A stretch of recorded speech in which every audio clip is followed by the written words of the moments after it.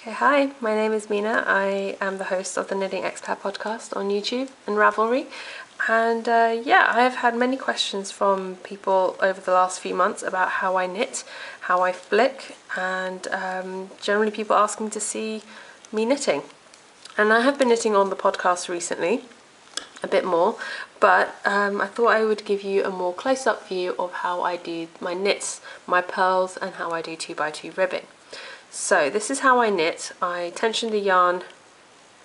I knit right-handed, so I started out when I first learned to knit as a thrower, and so I would take the yarn and throw it around my needle, but that was a little bit slow for me and it wasn't really comfortable and I didn't enjoy it as much, and I wanted to be able to have a more fluid motion.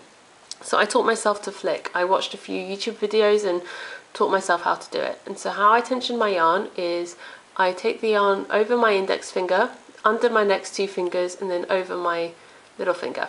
So that is basically how I tension my yarn. That's what it looks like on the other side. Just like that. And I find that that works enough that I can control, running the yarn through my hands. And then I have the working yarn over my finger in this orientation. So the yarn going to the ball goes over the back of my finger, and the yarn going to the needle is over the front.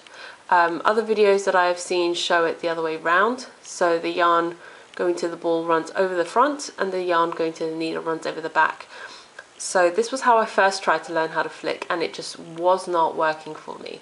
But once I flipped it around, this way works much better, at least for me. You might find that a different way of holding the yarn will work better for you. This just works better for the way that I knit.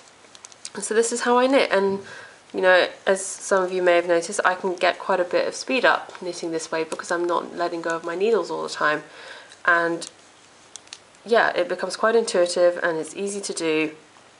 Sorry, it's a bit of stitch there. Once you get the motion and the method down, it becomes really, really quite simple. And like I said, it's definitely quicker than throwing because you're not letting go of the needle every time you make a stitch. So this sped up is how I knit. Well, I say sped up, this is me knitting somewhat at a normal pace. It's a bit odd trying to knit around a tripod, but here we go. And then I will do one row, slow down so you can see exactly what is happening, hopefully.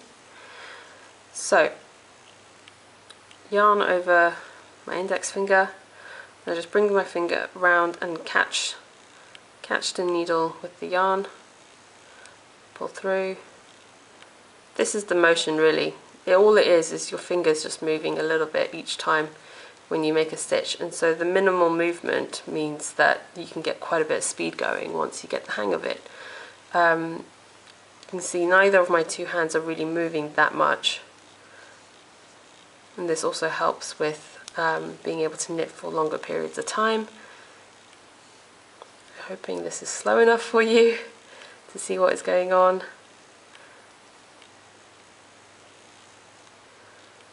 And there we go, that's how I knit. And then this is how I purl. So again, I tension the yarn exactly the same way, the yarn in front, flip it around the needle, exactly the same sort of motion, just the yarn is in front. It is not as quick as knitting, but I can again get quite a good sort of pace going after a while. My hands get used to it. It is a little bit more movement because I actually do let go of the needle with my thumb when I purl. I find it's less natural for me to keep the thumb there, which I'm doing now. It doesn't feel as comfortable, and when I'm knitting at my normal pace, it is easier for me to do it and get my thumb out of the way. That way my thumb doesn't get caught up with the yarn and needles as it's coming around the front. So I'm hoping you're able to see that. So for that reason, I think my purling is definitely slower than my knitting. Also, my purls are slightly looser gauge than my knits. Not drastically. It's not a massive difference, not enough for me to have to adjust needle sizes depending on knits and purls. is just I can feel the slight difference when I come to purl a row after I've knit a row. The stitches are slightly tighter than if I come to knit a row after I've purled, where the stitches are slightly looser. Like I said, not a massive difference. It doesn't really affect my gauge overall that much. It balances out after with blocking as well. So this is how I purl. I hope that is useful. I'll show you one more row of me purling. Try and do it slower this time. Oops, sorry.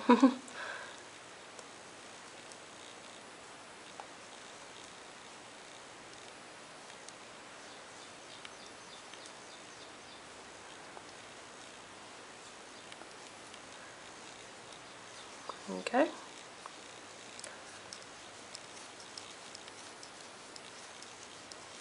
Yeah, the motions are definitely bigger for me when I come to purl. My hand moves more, so it takes me longer, and I am more likely to get cramped up in my hands if I'm purling a lot. So there we go. And now I will show you how I do 2x2 rib. So it's knit 2, purl 2, knit 2. So you can just see just by looking that my purls are definitely slower than my knits.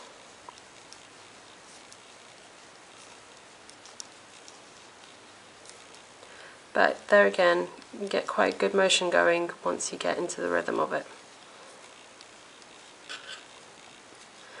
Had an odd number of stitches, so it's just, I'll try and do it slower on this row so you can see.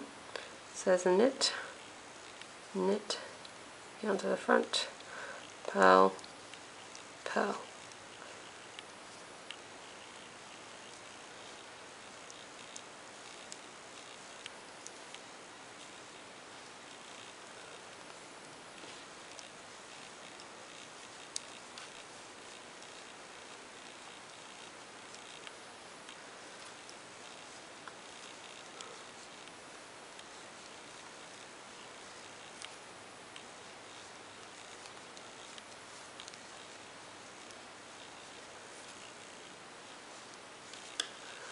Okay, so I hope that answers your questions on how I knit and purl and do ribbing. Okay, so let me know if there's anything else you would like to see me show you how I do, and I will see what I can do about that. So thank you very much.